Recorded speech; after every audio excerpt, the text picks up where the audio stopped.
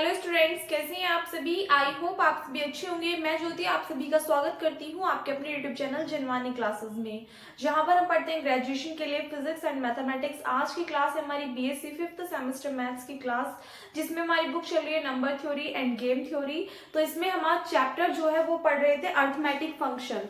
तो इसमें half chapter तो मैं आपका लास्ट टर्म पे कंप्लीट करा चुकी थी, जो बचा हुआ है वो आज के सेक्शन में हम कंप्लीट करेंगे। आई होप आपने सभी क्वेश्चंस जो है वो अच्छे से कर लिए होंगे। एक बार दोबारा से मैं आपको रिकॉल करा देती हूँ हल्का सा कि अर्थमेटिक फंक्शन मैंने आपको क्या बताया था कि मान लीजिए फंक्शन क्या होता है। अगर डायरेक्टली आपसे पूछा जाए फंक्शन क्या होता है तो आप क्या कहोगे कि डोमेन के सभी एलिमेंट्स की अगर कोडोमेन के अंदर यूनिक इमेज आपको मिलती है तो उस कंडीशन में आप क्या बोलते हो, उसको फंक्शन बोलते हो।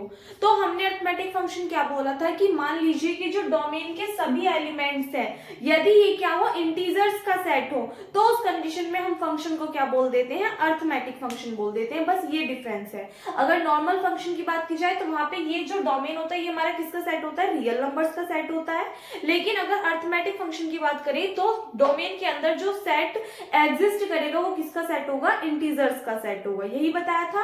फिर उसके बाद में हमने बात की थी इस चैप्टर के अंदर हम कौन कौन से फंक्शंस के बारे में पढ़ने वाले थे। टॉ एन हो गया, सिग्मा एन हो गया, फाई एन हो गया, ठीक है, मोबियस इन्वर्जन फॉर्मूला हो गया, इन सभी टॉपिक्स को पढ़ने वाले हैं। तो लास्ट टाइम पे हमने कुछ कवर किए थे, जैसे कि टॉ ऑफ एन की वैल्यू निकालनी थी, सिग्मा ऑफ एन की वैल्यू निकालनी थी, और ये अलग अलग केसेस में आपको निकलवानी बताई थी। इवन नंबर है तो कैसे करेंगे, ऑड नंबर है तो कैसे करेंगे, कोई भी आपके पास में प्राइम नंबर की पावर की फॉर्म में आपको टर्म दे दी तो उसके लिए किस फॉर्मूले का यूज करोगे, सभी कुछ बता दिया था।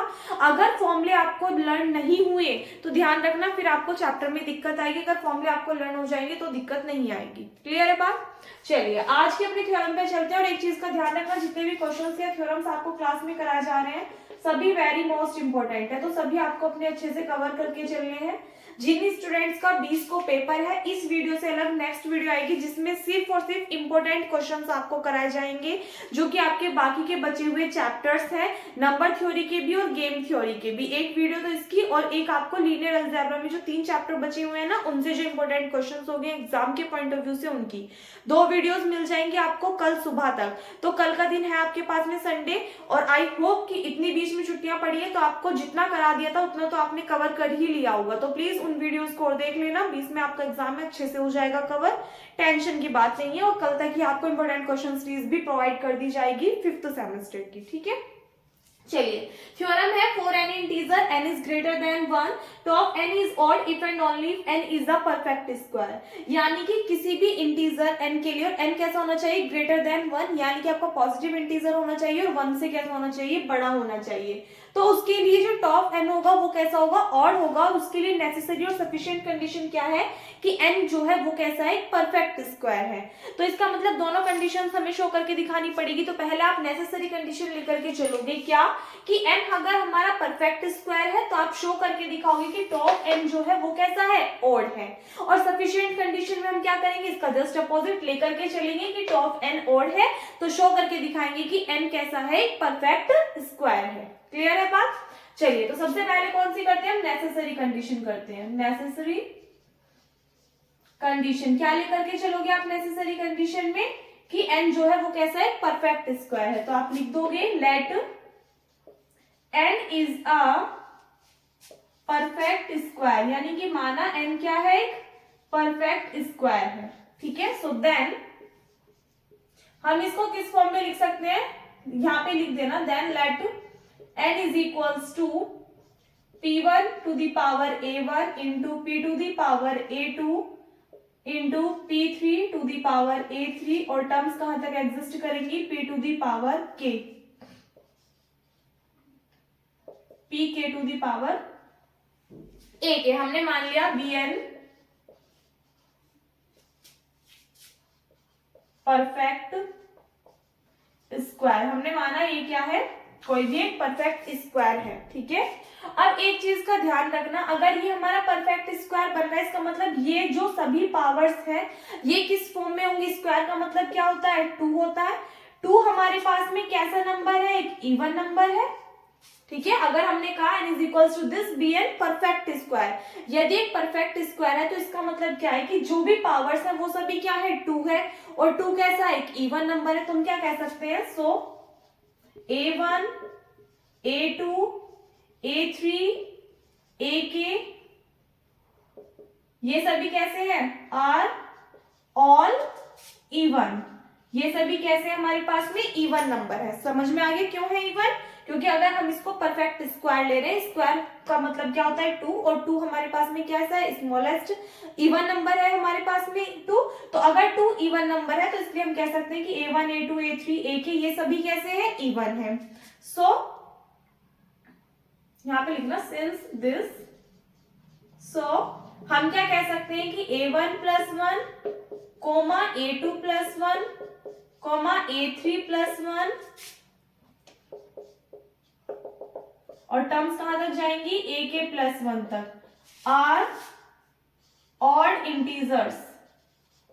क्यों कहा मैंने ऐसा, देखिएगा कोई भी इवन नंबर आप ले लीजिए, 2 ले लो, 2 में मैंने कहा 1 ऐड करो, कितना आएगा 3, 3 कैसा है एक ऑड नंबर, 4 कैसा है इवन नंबर, 4 में 1 ऐड करोगे क्या आएगा 5, 5 कैसा हो गया ऑड नंबर, 6 आपका इवन है, 6 में आप 1 ऐड करोगे 7 आएगा, 7 कैसा है ऑड नंबर। यानी कि कोई भी अगर आप इवन नंबर लेते हो और उसमें आप 1 ऐड करते हो तो इवन से नेक्स्ट नंबर आपका जो भी होगा वो कैसा होगा, ऑड नंबर होगा, सीधी सी बात है। तो इवन नंबर में अगर हम 1 ऐड कर रहे हैं तो हमें क्या मिल रहा है, ऑड नंबर, और ये सभी हमारे पास इवन नंबर्स थे, तो अगर इन सभी में हमने 1 ऐड कर लिया तो हमारे पास में क्या आ जाएंगे, ये सभी ऑड इंटीजर्स आ जाएंगे, नहीं आ जाएंगे। जब ये हमारे पास में ऑड इंटीजर आ गए तो कल अगर आपको याद हो मैंने आपको एक थ्योरम कराई थी प्रूफ, और थ्योरम प्रूफ कराई थी, देख लेना एक बार से, या फिर शायद से मुझे लग रहा है कि मैंने उसका स्टेटमेंट लिखा था क्वेश्चन सॉल्व करने के लिए। तो उसमें आपको मैंने बताया था कि अगर आपको कोई भी इंटीजर दे रखा है किस फॉर्म का, p1 की पावर a1 इंटू p2 की पावर a2 इंटू p3 की पावर a3, और टर्म्स कहां तक एग्जिस्ट करेंगे, p2 दी पावर ak तक, इस फॉर्म का कोई भी इंटीजर आपको गिवन है, देन आपको क्या करनी है, वहां पर टॉप n की वैल्यू फाइंड आउट करनी है। तो फॉर्मूला क्या बताया था, क्या होता है, जो भी पावर हो उसमें 1 ऐड कर दो, जो भी पावर हो उसमें 1 ऐड करते चले जाओ, इस टाइप से आपको बताया था, अगर आपको याद हो तो, ठीक है, याद है। तो इसका मतलब अगर n हमारा ये है तो टॉप n हम क्या ले सकते हैं, ये ले सकते हैं। तो हमने क्या देखा, ये सभी कैसे हैं, ऑड इंटीजर्स हैं। सो नाउ हम कह सकते हैं कि अगर हम n is equal to this लेकर के चलें कि परफेक्ट स्क्वायर है, तो अगर हम इसके लिए टॉप n की वैल्यू निकालेंगे तो ये किस फॉर्म की होगी, यहाँ से a1 plus 1 into a2 plus 2 a2 plus 1 into a3 plus 1, और टर्म्स कहां तक एग्जिस्ट करेंगी, ak प्लस 1 तक एग्जिस्ट करेंगी। यहां तक बात क्लियर है। अब ये बताइए ये सभी कैसे बताए हैं, मैंने आपको ऑड इंटीजर्स बताए हैं, ये सभी कैसे हैं, ऑड इंटीजर्स हैं, इन सभी का क्या हो रहा है, प्रोडक्ट हो रहा है, तो हम क्या कह सकते हैं, दिस क्या है, ये प्रोडक्ट है किसका, ऑड इंटीजर्स का, तो आप लिख सकते हो प्रोडक्ट ऑफ ऑड इंटीजर्स।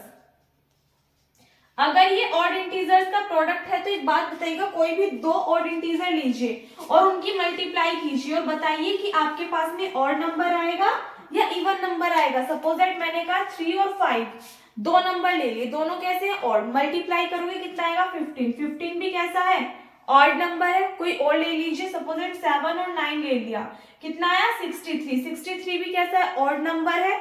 कोई और ले लीजिए, मान लीजिए 11 ले लिया, 5 ले लिया, 55, 55 भी कैसा ऑड नंबर। यानी कि अगर आप किन्हीं भी 2 ऑड नंबर्स की मल्टीप्लाई करोगे तो आपको क्या मिलेगा, एक ऑड नंबर ही मिलेगा, एक ऑड इंटीजर ही मिलेगा। तो इसलिए अगर प्रोडक्ट ऑफ ऑड इंटीजर्स करेंगे तो हमें क्या मिलेगा, एक ऑड इंटीजर ही मिलेगा। तो क्या लिख दोगे आप, एन ऑड इंटीजर। सो लेकर के हम क्या चल रहे थे, टॉप एन। स्टार्टिंग में हमने कहा n is equal to this be an perfect square, और हमने शो क्या किया कि टॉप n जो है वो कैसा है, एक ऑड इंटीजर है। क्लियर है बात। तो ये तो हमारे पास में क्या आ गई, नेसेसरी कंडीशन आ गई कि यदि n कोई भी इंटीजर है जो कि ग्रेटर देन है 1 से, तो उसके लिए n अगर परफेक्ट स्क्वायर होगा, इफ सॉरी n जो टॉप n जो है वो ऑड होगा, इफ एंड ओनली n जो है वो परफेक्ट स्क्वायर है। तो नेसेसरी कंडीशन में हमने दिखाया कि n अगर परफेक्ट स्क्वायर है तो टॉप n कैसा है, ऑड इंटीजर है। अब इसका जस्ट अपोजिट लेकर के चलेंगे जो कि क्या होगी, सफिशिएंट कंडीशन।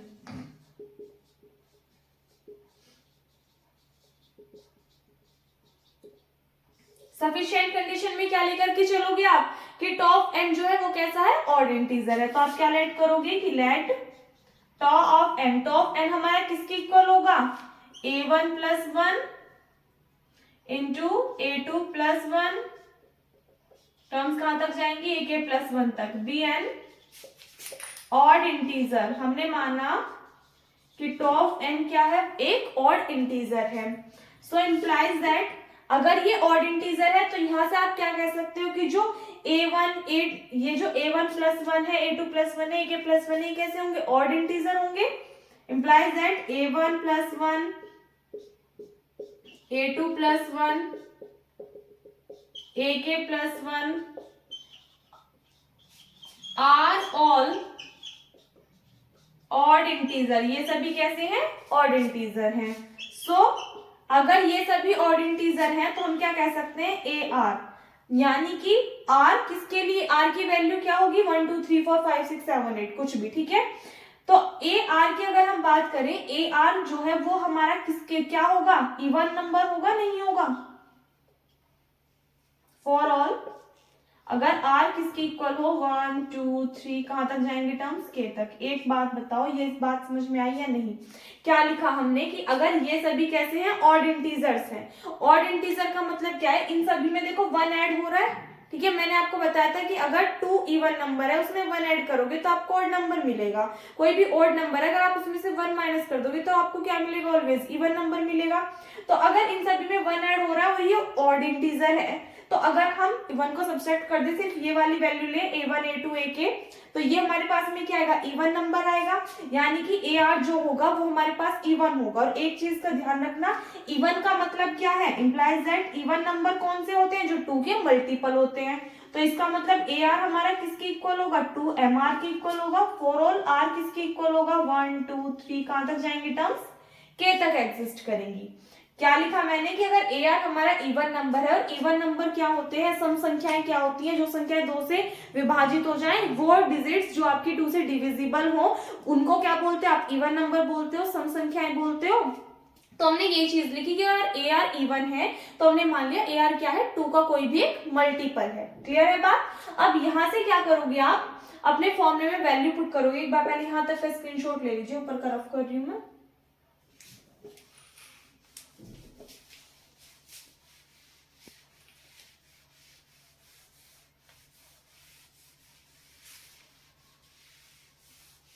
यहां से आगे आप क्या लिखोगे, सो नाउ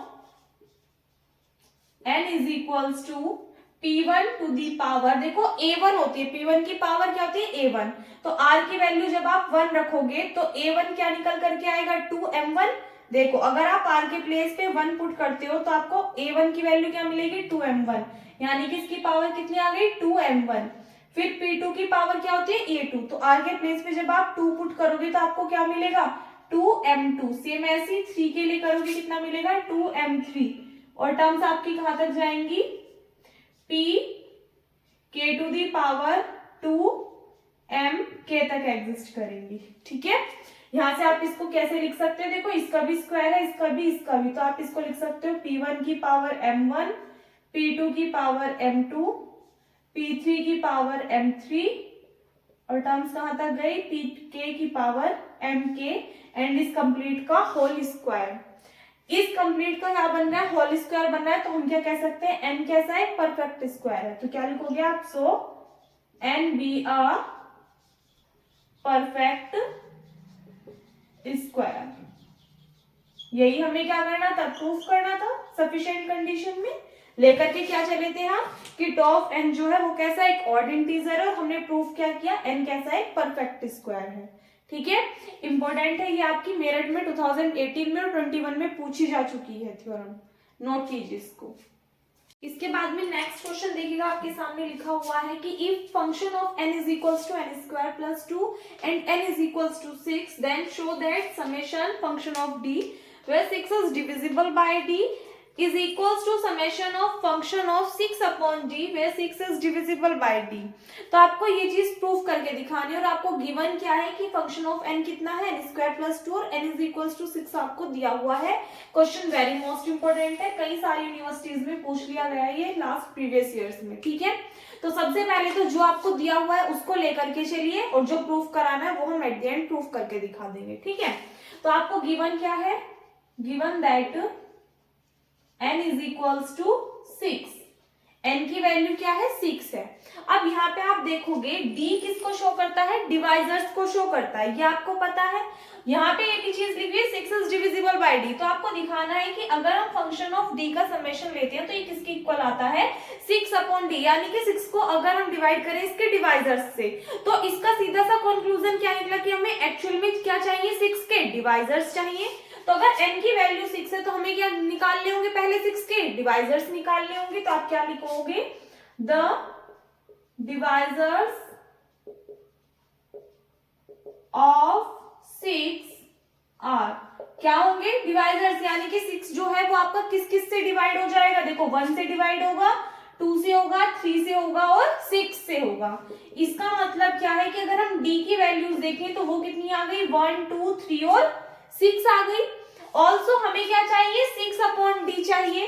सो देन अगर हम 6 को डिवाइड करें इसके सभी डिवाइजर्स से, सो देखिएगा फर्स्ट डिवाइजर क्या है 1, तो अगर आप 6 को 1 से डिवाइड करोगे तो क्या मिलेगा आपको 6 ही मिलेगा।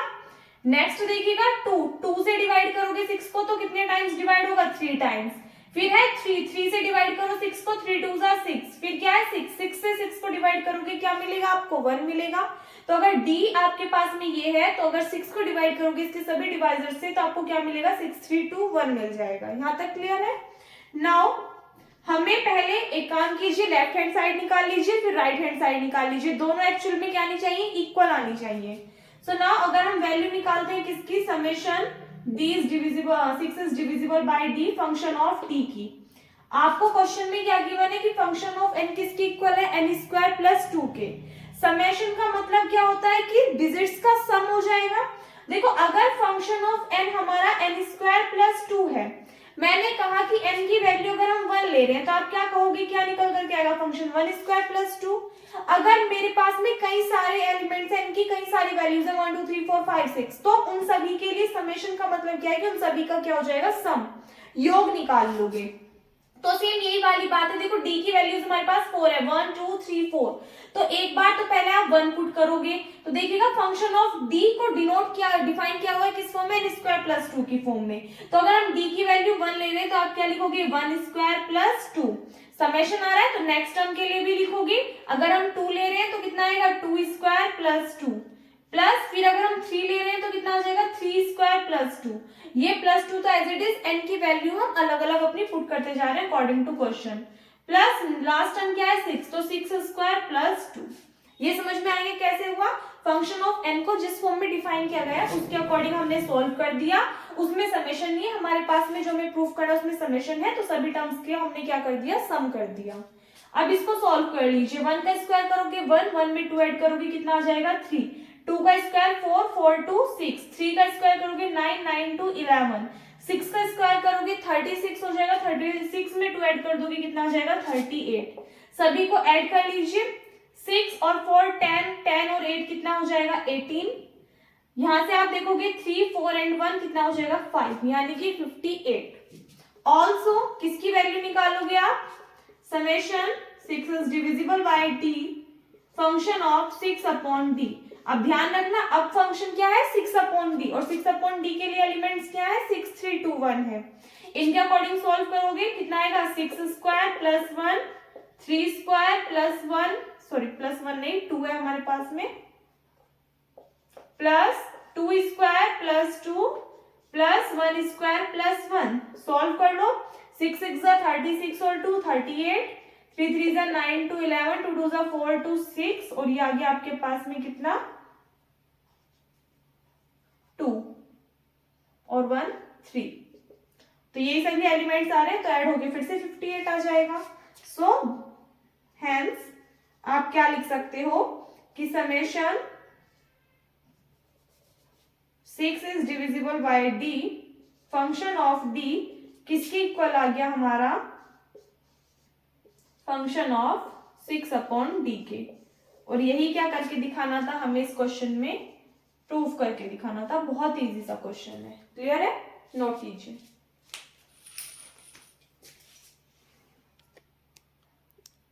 अब आपको नीचे का क्लियर दिखाई दे गया होगा, स्क्रीनशॉट ले लीजिए इसका। नेक्स्ट क्वेश्चन देखिएगा क्या है, verify that top n is equals to top n plus 1 is equals to top n plus 2 holds for n is equals to 4503। यानी कि ये तीनों इक्वल होंगे अगर n की वैल्यू क्या होगी, 4503 होगी। तो सॉल्व कर लेंगे, एक बार टॉप n निकालेंगे, एक बार ये और एक बार ये, ठीक है। ये भी आपका प्रीवियस ईयर में कई बार पूछा गया क्वेश्चन है। गिवन दैट क्या दिया हुआ है आपको, n इज इक्वल्स टू 4503। मैंने कहा इसके लिए क्या निकालनी है आपको, टॉप n की वैल्यू निकालनी है। अब आपने देखा आपको कई सारे मेथड बताए हुए हैं मैंने। तो वैसे अगर हम नॉर्मल नंबर की बात करें, कोई भी आपको इंटीजर गिवन है तो क्या करते हैं हम, टोटल नंबर ऑफ डिवाइजर्स लेते हैं, ठीक है। लेकिन अगर उससे भी बड़ी टर्म मिल जाए तो हम क्या करते हैं, उसका एलसीएम निकालते हैं और जो भी उसके फैक्टर्स आते हैं पावर की फॉर्म में उसके अकॉर्डिंग टॉप n की वैल्यू निकालते हैं। अब 4503 वैसे तो बहुत बड़ी डिजिट है, तो आप क्या करोगे, इसके फैक्टर्स कर लोगे। किससे डिविजिबल होगा ये आपका, 3 से करके देख लीजिए। 3 1 जा 3, 5 जा 15, 3 1 जा 3। नेक्स्ट ये आपका किससे डिविजिबल होगा,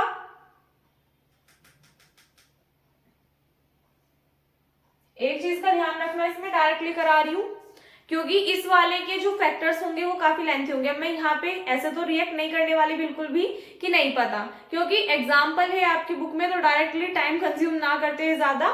डायरेक्टली बताइए, ये आपका 17 से डिवाइड होगा 79 टाइम्स, और शायद से 19 से डिवाइड होगा ये आपका 79 टाइम्स, और ये 79 से डिवाइड होगा आपका 1 टाइम।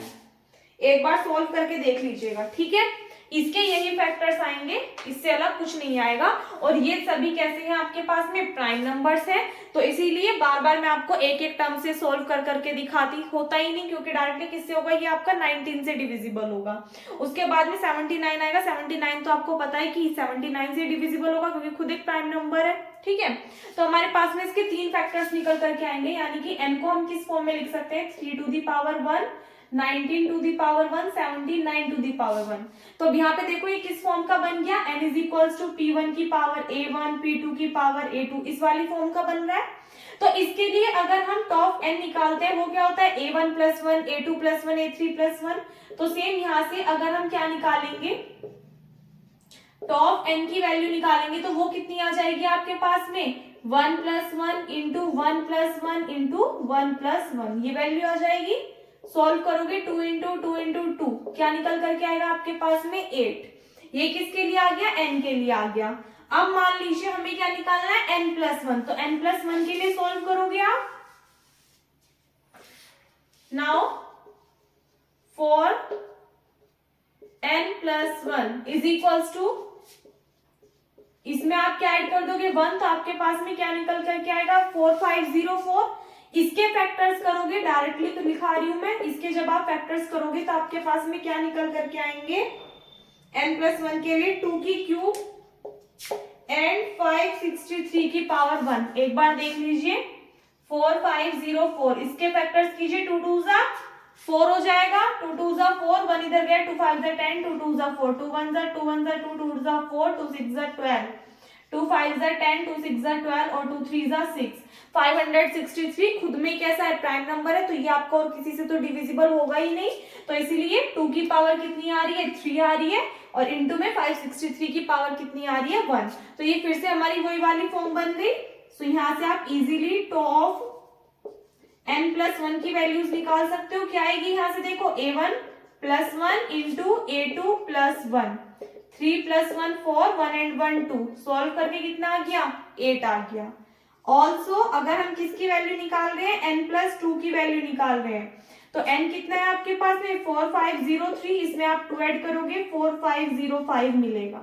मैंने कहा इसके फैक्टर्स कीजिए, तो इसके फैक्टर्स आपको क्या क्या मिलेंगे, डायरेक्टली बता रही हूँ, 5 टू दी पावर 1, 17 की पावर 1 और 53 की पावर 1, 4505। सोल्व कीजिए, 5 9 जा 45, 5 1 जा 5, फिर ये आपका 3 से डिविजिबल नहीं है, 4 से नहीं है, 5 से नहीं है, 6 से नहीं है, 7 से करके देख ही लीजिए। ये आपका 7 से भी नहीं होगा, करीब जा करके ये आपका 17 से डिविजिबल होगा, और 17 से भी कितने टाइम, 53 टाइम्स, ठीक है। उसके बाद में 53 खुद में एक प्राइम नंबर है, तो वो आपका होगा ही 53 से डिवाइड। सॉल्व करके देख लेना, यही वैल्यूज आएंगे आपके पास। अब जब ये सभी वैल्यूज हमारे पास में आ गई, तो इसकी हेल्प से आप क्या निकाल सकते हो इजीली, टॉप n की वैल्यू, n+2 की वैल्यू निकाल सकते हो। नाउ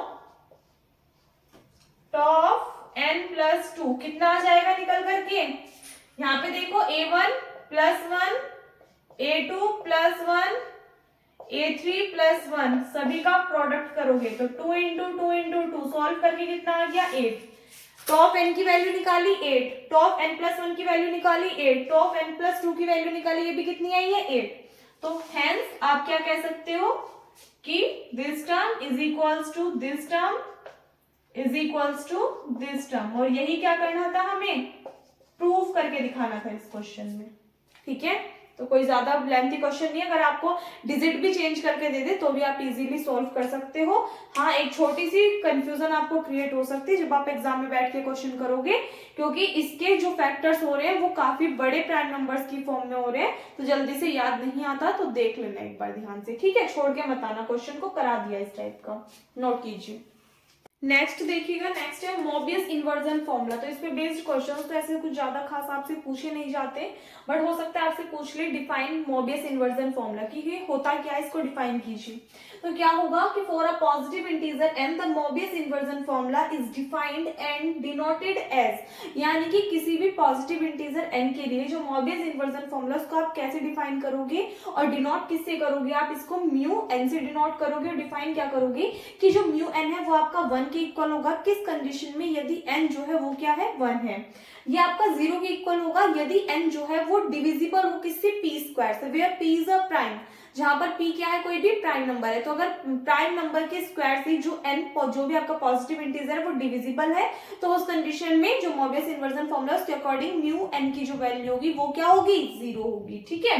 एंड लास्ट है कि म्यू n किसके इक्वल होगा, -1 के इक्वल होगा, कब, यदि n जो है वो प्रोडक्ट है किसका, प्राइम नंबर्स का। कोई डिफरेंट प्राइम नंबर्स ले लो, उन सभी का प्रोडक्ट है अगर जो भी आपका पॉजिटिव इंटीजर है। फॉर एग्जांपल आपने जो भी पॉजिटिव इंटीजर दिया, जब आप उसके फैक्टर्स करोगे तो उसके जो फैक्टर्स होंगे यदि वो प्राइम नंबर्स की फॉर्म में होंगे, तो आप सीधी सी बात है उनके मल्टीप्लाई के इक्वल ही लिखोगे उसको। जैसे कि फॉर एग्जाम्पल मान लीजिए कुछ भी आप, मैंने लिया 50, मैंने कहा n की वैल्यू आपके पास 15 है, आप इसके फैक्टर्स करोगे, फैक्टर करके आपके पास में क्या आएगा 3 × 5, 3 और 5 दोनों कैसे प्राइम नंबर। तो यहाँ पे जो पॉजिटिव इंटीजर है वो हमारा क्या है, प्राइम नंबर्स के प्रोडक्ट की फॉर्म में है, तो उस कंडीशन में म्यू n की वैल्यू क्या होगी, -1 के इक्वल होगी, ठीक है। ये हमारा क्या है, मोबियस इन्वर्जन फॉर्मूला है। इसके बाद में एक थ्योरम है कि for any given n 1/x² summation x is equal to 1 to n किसके इक्वल होगा, π²/6 प्लस ऑर्डर ऑफ 1/n के इक्वल होगा। देखो ये वाला क्वेश्चन आपके एग्जाम में आने की पॉसिबिलिटी बिल्कुल 1% की है, चाहे तो आ जाए, ठीक है। लेकिन वैसे ये क्वेश्चन बहुत ज्यादा इंपॉर्टेंट है, क्वेश्चन पेपर में आने की पॉसिबिलिटी कम इस वजह से है इस क्वेश्चन की, क्योंकि ये जो क्वेश्चन है बहुत हायर स्टैंडर्ड का क्वेश्चन है आपका। ये CSIR नेट में भी आपका पूछा गया है 2022 में, ऑल्सो ये आपका IAS में भी पूछा गया है 2017 में क्वेश्चन, ठीक है। ये क्वेश्चन आपका ज्यादा लेंथी नहीं है, लेकिन इसके अंदर जो मेथड्स यूज हो रहे हैं वो अलग अलग से स्टेप्स है, तो आपको फिलहाल के लिए वो डायरेक्टली याद रखने पड़ेंगे, क्योंकि वो खुद में ही एक बहुत बड़ा कंक्लूजन लेकर के बैठे कि अगर आप उनको अपने आप में ही सॉल्व करोगे तो काफी लेंथी क्वेश्चन बैठ जाएगा। तो फिलहाल आपको पूरा का पूरा कंक्लूजन नहीं करना, आपको जहां पे यूज होगा डायरेक्टली उनका स्टेटमेंट फॉलो करना है, तो उसको ध्यान रखना है, ठीक है। करा रही हूं, कभी आ जाए आपसे एग्जाम में पूछ ले, इसलिए देखो सबसे पहले आपसे कहा है कि किसी भी दी हुई n की वैल्यू के लिए आपको शो करके दिखाना है summation x is equal to 1 to n 1/x² किसके इक्वल होगा, π²/6 प्लस ऑर्डर ऑफ 1/n के इक्वल होगा। लेफ्ट हैंड साइड लेकर के चलेंगे, राइट हैंड साइड क्या करेंगे, शो करके दिखा देंगे। लेफ्ट हैंड साइड क्या है आपके पास में, summation x is equal to 1 to n 1/x²। इसको हम और किस फॉर्म में लिख सकते हैं, इसको हम ब्रेक कर सकते हैं दो लिमिट्स में। कैसे, एक बार तो हमने सपोजेट मान लिया x is equal to 1 to infinity ले रहे हैं 1/x², और हमने मान इसमें से आप अगर सब्सट्रैक्ट कर दोगे किसको, summation x is equals to n plus one to infinity 1/x² को, तो सोल्व करके आपके पास में क्या आएगी, summation x is equals to 1 to n, यानी कि अगर x इज इक्वल्स टू 1 से इन्फिनिटी लेकर के चल रहे हो और x is equals to n plus one to infinity लेकर के चल रहे हो, तो जब आप इन दोनों को सोल्व करोगे, इनके समेशन को वैल्यूज पुट कर करके सोल्व करोगे, तो आपके पास में लास्ट में जो वैल्यूज बचेंगी तो वो 1 से n तक ही बचेंगी, ठीक है। इससे आगे वाली टर्म्स आपकी सभी कट हो जाएंगी आपस में। तो इसको हम ब्रेक करके इस फॉर्म में लिख सकते हैं।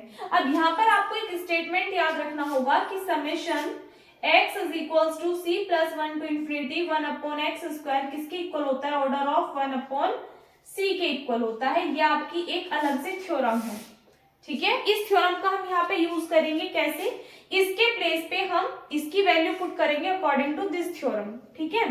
तो यहाँ से आपके पास में क्या आएगा, summation x is equals to 1 to infinity 1/x² minus, इसके प्लेस पे हम क्या लिख सकते हैं, ऑर्डर ऑफ 1/, ध्यान रखना यहाँ c प्लस 1 था तो इसलिए c था, यहाँ पर हमारे पास n प्लस 1 है तो कितना आ जाएगा, ऑर्डर ऑफ 1/n आ जाएगा, ठीक है।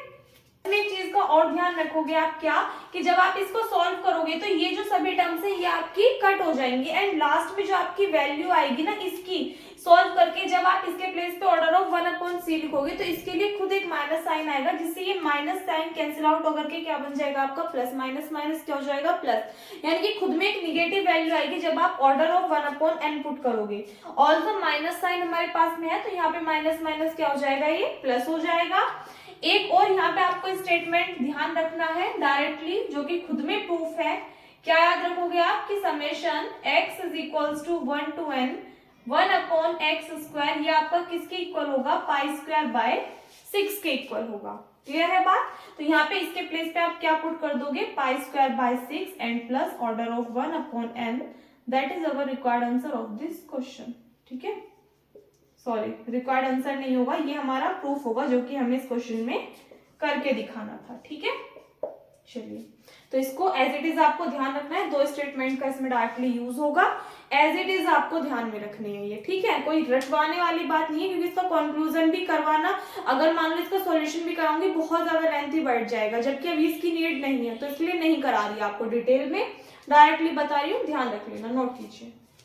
देखिएगा इसके बाद में नेक्स्ट है यूलर्स फंक्शन। क्या होगा, for any positive integer the Euler function of n is denoted by phi of n and defined as number of positive integer relatively prime to n not exceeds n। यानी कि कोई भी positive integer के लिए जो Euler function होगा n का, उसको आप पहली बात तो ये कि डिनोट किससे करोगे, तो आप डिनोट करोगे phi of n से, और डिफाइन करोगे उसको कैसा, एज अ पॉजिटिव इंटीजर का वो नंबर, ठीक है। तो रिलेटिवली प्राइम होगा किसका, n का, नॉट एक्सीड्स n, लेकिन n से बड़ा नहीं होगा, ठीक है।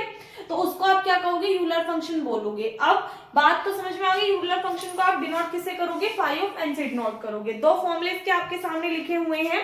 फर्स्ट तो ये कि अगर p कोई भी कैसा है, प्राइम नंबर, और आपको phi of p निकालना है, यानी कि p आपके पास कोई भी प्राइम नंबर है, आपको फंक्शन निकालना है phi of p, तो वो आपका किसके इक्वल होगा, p-1 के इक्वल होगा। डायरेक्टली आप फॉर्मूला अप्लाई करोगे, ठीक है। आपको कोई भी एक नंबर दे दिया, ठीक है, कोई भी एक इंटीजर दे दिया, आपसे कहा कि phi of दिस टर्म निकाल के बताओ क्या होगा, तो आपको देखना है अगर p प्राइम नंबर है तो phi of p आपका किसके इक्वल आ जाएगा, p-1 के इक्वल आ जाएगा, ठीक है। सेकंड कंडीशन क्या होगी कि यदि p प्राइम है और k आपका ग्रेटर देन 0 है, और आपको टर्म किस फॉर्म में दी हुई है, p to the power k की फॉर्म में दी हुई है, ध्यान रखना p यहाँ पे प्राइम और k की वैल्यू 0 से बड़ी है, तब आपको phi of p of k निकालना, p to the power k निकालना पड़े, तो ये आपका किसके इक्वल होगा, p to the power k into 1 p के इक्वल होगा। दोनों फॉर्मूले आपको एज इट इज ध्यान में रखनी है, ठीक है। इसके ऊपर बेस्ड एक थ्योरम आपके सामने लिखी हुई है कि if p and p+2 are both primes, यदि p और p+2 दोनों कैसे हैं, प्राइम्स हैं, सो देन उस कंडीशन में आपको शो करके दिखाना है कि phi of p+2 किसके इक्वल होगा, phi of p+2 के इक्वल होगा। लेफ्ट हैंड साइड लेकर के चलेंगे, राइट हैंड साइड लेकर के चलेंगे, दोनों को इक्वल प्रूफ करके दिखाएंगे। ऑल्सो हमें गिवन है p+2 और p कैसे हैं, प्राइम नंबर्स हैं। प्रूफ करोगे आप, तो सबसे पहले आप क्या लोगे, left hand side. Left hand side आपके पास में क्या है, phi of p+2। एक बात बताइए, क्वेश्चन में आपको क्या गिवन है कि p+2 कैसा है, प्राइम है। अगर p+2 आपके पास में कोई भी एक प्राइम नंबर है और उसके लिए आपसे phi फंक्शन निकलवा रहा है, तो फॉर्मूला क्या है कि p में से माइनस कर दो 1, p के प्लेस पे आपको गिवन है p+2, तो इसमें से माइनस कर दो 1, तो आपके पास में सॉल्व करके कितना आ गया p+1। ये क्या आ गई आपके पास में लेफ्ट हैंड साइड। ऑल्सो क्या निकालोगे आप, राइट हैंड साइड लेकर के चलो। राइट हैंड साइड क्या है, फाई ऑफ p प्लस 2 है। फाई ऑफ p के लिए फॉर्मूला क्या बताया आपको, p-1, और यहाँ पे कितना लिखा हुआ है +2। सोल्व करोगे कितना आ जाएगा, सोल्व करके p+1। ये भी p+1 आ रहा है, ये भी p+1 आ रहा है, तो एट द एंड आप क्या लिख सकते हो कि hence phi of p plus 2 जो है वो हमारा किसके इक्वल है, फाई ऑफ p प्लस 2 के इक्वल है। और यही क्या करना था हमें इस थ्योरम में, प्रूफ करके दिखाना था। सीधा सा क्वेश्चन है, ठीक है। आए हुए क्वेश्चंस इसलिए करा रही हूँ प्रीवियस ईयर में, ये मत सोचना कि दी इतने इजी भी करा रही है टफ भी करा रही है। सभी टाइप के क्वेश्चंस आपको अपने अच्छे से प्रिपेयर करने एग्जाम के लिए। नोट कीजिए, फिर आगे करेंगे। नेक्स्ट थ्योरम देखिएगा क्या है, if p and 2p+1 are both primes and n is equals to 4p then show that phi of n plus 2 is equals to phi of n plus 2। यानी कि यदि p और 2p+1 दोनों कैसे हैं, प्राइम है, n की value दी हुई है आपको 4p, तो आपको शो करके दिखाना है कि लेफ्ट हैंड साइड किसकी इक्वल होगी, राइट हैंड साइड की इक्वल होगी। वही कंडीशन लेकर के चलेंगे, एक बार लेफ्ट हैंड साइड को सॉल्व करोगे आप, एक बार राइट हैंड साइड को सॉल्व करोगे और दोनों को इक्वल प्रूफ करोगे, ठीक है। सो लेफ्ट हैंड साइड क्या है हमारे पास में, फाई ऑफ n प्लस 2 है, ठीक है। यहाँ पे क्या कर दीजिए आप, n की वैल्यू पुट कर दीजिए। n की वैल्यू आपको क्या गिवन है, 4p गिवन है, तो फाई ऑफ n के प्लेस पे आप क्या पुट करोगे, 4p प्लस 2 हो जाएगा। यहाँ से आप 2 को बाहर कॉमन ले सकते हो, आपके पास में कितना बचेगा, 2p प्लस 1 हो जाएगा, ठीक है। इसको आप कैसे लिख सकते हो, देखो दोनों टर्म्स आपस में मल्टीप्लाई में, तो आप इसको लिख सकते हो क्या, phi of 2 into phi of 2p plus 1 की फॉर्म में। 2 अगर आप देखोगे 2 कैसा है, प्राइम नंबर है, और हमें पता है कि यदि p कैसा है, कोई भी प्राइम नंबर है, और हमें क्या निकालनी है, फाई ऑफ p निकालना है, तो फॉर्मूला क्या है हमारे पास में, p-1 है। तो अगर 2 हमारे पास में प्राइम नंबर है, फाई ऑफ 2 निकालना है तो कितना आएगा, 2-1 आ जाएगा। सिमिलरली अगर फाई ऑफ 2p+1 है, 2p+1 हमें क्वेश्चन में गिवन है, कैसा है, प्राइम है, साइड में लिख देना कि 2p+1 इज प्राइम। ये क्या है, प्राइम है, तो इसलिए हम इसको क्या लिख सकते हैं, 2p+1 में से माइनस कर देंगे किसको, 1 को। 2 - 1 कितना हो जाएगा, 1, 1 से 1 कैंसिल आउट, तो आपके पास में कितना आ गया, ओनली 2p। तो लेफ्ट हैंड साइड सोल्व करके कितनी आई, 2p आ गई। ऑल्सो लेकर के चलोगे आप क्या, right hand side. Right hand side क्या है आपके पास में, फाई ऑफ n प्लस 2 है, ठीक है। n की वैल्यू पुट कीजिए, n की वैल्यू क्या गिवन है आपको, 4p गिवन है, प्लस आ जाएगा 2। अब यहाँ से इसको सॉल्व कर लीजिए, देखो 4p है। अब इसको तो हम डायरेक्टली नहीं कर सकते कि 4p-1, तो क्या करोगे आप, इसको दोनों टर्म्स आपस में कैसी हैं, मल्टीप्लाई में। मल्टीप्लाई में तो आप इसको किस फॉर्म में लिख सकते हो, 2 की पावर 2 इंटू p, इस फॉर्म में लिख सकते हो। अब ये दोनों भी आपस में मल्टीप्लाई में है, दोनों को सेपरेट कर लीजिए। हमने लिखा इसको 5 इंटू 2 का square plus phi of p and plus 2। देखो 2 तो हमारे पास में कैसा है, प्राइम नंबर है। अभी आपको याद हो एक फॉर्मूला लिखाया था मैंने आपको p to the power k का, वेयर p इज प्राइम और k इज ग्रेटर देन 0। अगर p प्राइम और k की वैल्यू ग्रेटर देन 0 है और आपसे phi of p to the power k निकालने के लिए बोल दिया, तो ये हमारा किसके इक्वल होता था, p to the power k into 1 - 1 upon p के इक्वल होता था। अभी लिखाया फॉर्मूला, अगर हम इसके अंदर मल्टीप्लाई करेंगे तो p की पावर ऊपर जाएगी -1 हो जाएगी, तो p की पावर कितनी हो जाएगी, k-1। अगर आप देखोगे ये वाला केस बन रहा है 2 प्राइम और k की पावर ग्रेटर देन 0 है, तो अगर हम वैल्यूज पुट कर दे तो देखना 2 k की वैल्यू भी कितनी है हमारे पास में, 2 है, -2 2 - 1, तो 2 का स्क्वायर -2 - 1 कितना हो जाएगा, 1। तो यानी कि इसके प्लेस पे तो हम क्या लिख सकते हैं, 2 का square -2, phi of p prime है, तो इसके लिए हमारे पास में कितना आ जाएगा, p-1 एंड प्लस 2 हमारे पास में एज इट इज आ जाएगा। यहाँ तक बात ठीक है। अब इसको आगे सॉल्व कर लेंगे, एक बार पहले इतने में स्क्रीनशॉट ले लीजिए, फिर रफ कर दूंगी मैं। लेफ्ट हैंड साइड ध्यान रखना, सॉल्व करके कितनी आई है हमारे पास में, ये 2p आई है। यहाँ से आगे देखिएगा, अब इसको सॉल्व करेंगे, 2 का स्क्वायर करोगे 4, 4 - 2 कितना हो जाएगा, 2 इंटू p-1 प्लस 2, अंदर मल्टीप्लाई कर दीजिए, 2p-2 प्लस 2, 2 से 2 cancel out, it means 2p। So left hand side किसकी इक्वल आ गई हमारे पास में, राइट हैंड साइड के। In a sense left hand side क्या थी, फाई ऑफ n प्लस 2, और राइट हैंड साइड क्या थी, फाई ऑफ n प्लस 2। दोनों आपस में कैसे हैं, इक्वल है। सो हेंस प्रूव्ड, यही हमें क्या करना था, इसमें प्रूव करके दिखाना था। क्लियर है बात? यहां तक नोट कीजिए, फिर आगे चलते हैं। एक थ्योरम में देखिएगा, if alpha is an odd integer then phi of 2n is equals to phi of n। यदि अल्फा कोई भी ऑड इंटीजर है तो उस कंडीशन में फाई ऑफ 2n किसकी इक्वल होगा, फाई ऑफ n की। ये चीज हमें क्या करनी है, इसमें प्रूव करके चलनी है। तो सपोज दैट मान के चलिए, जो कि आपको गिवन है कि यदि अल्फा कोई भी कैसा है, ऑड इंटीजर है, तो आप क्या लिखोगे, if alpha is an odd integer. यदि अल्फा क्या है, ऑड इंटीजर है, तो अगर हम 2 का और अल्फा का जीसीडी ले रहे हैं, ग्रेटेस्ट कॉमन डिवाइजर, 2 क्यों लिया, क्योंकि क्वेश्चन में हमें 2 का मल्टीपल दिया हुआ है। n जो है कोई भी इंटीजर है जो कि कैसा है, 2 का मल्टीपल है। तो हमने कहा कि अगर हम 2 का और अल्फा जो कि कोई भी एक ऑड इंटीजर है, अगर हम इनका जीसीडी ले रहे हैं तो जीसीडी क्या निकल करके आएगा, 1।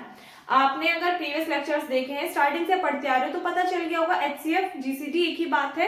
तो अगर आपके पास में कोई भी ऑड नंबर है, ठीक है, ऑड नंबर का आप किसी भी इवन नंबर 2 के साथ में, 2 कोई भी एक इवन नंबर है हमारे पास में, तो 2 के साथ में अगर आप जीसीडी लोगे तो 1 आएगा ऑलवेज। देखो 2 ले लो, कोई भी ऑड नंबर ले लो, 3 ले लो, 5 ले लो, 7 ले लो, 9 ले लो, कोई सा भी ले लो। मैंने कहा सभी के आपको क्या निकालने, जीसीडी निकालने। जीसीडी का मतलब ग्रेटेस्ट कॉमन डिवाइजर, जो कि दोनों को डिवाइड करे, तो वो क्या होगा, इन सभी के लिए 1 ही होगा।